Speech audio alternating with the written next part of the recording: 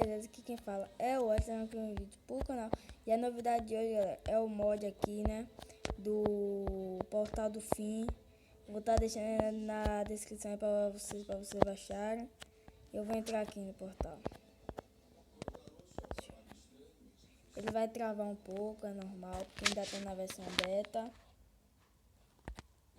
Mas tem que esperar. Aí, chegamos lá. E aqui, ó, galera, tem que esperar o Ender Dragon, né? Quando ele vai aparecer.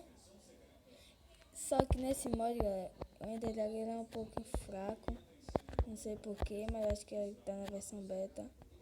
E é bugado, que ó, não mostra ele. Eu vou atrás dele. Ó. Não mostra ele. Mas porque no meu celular não pega, eu acho, não sei.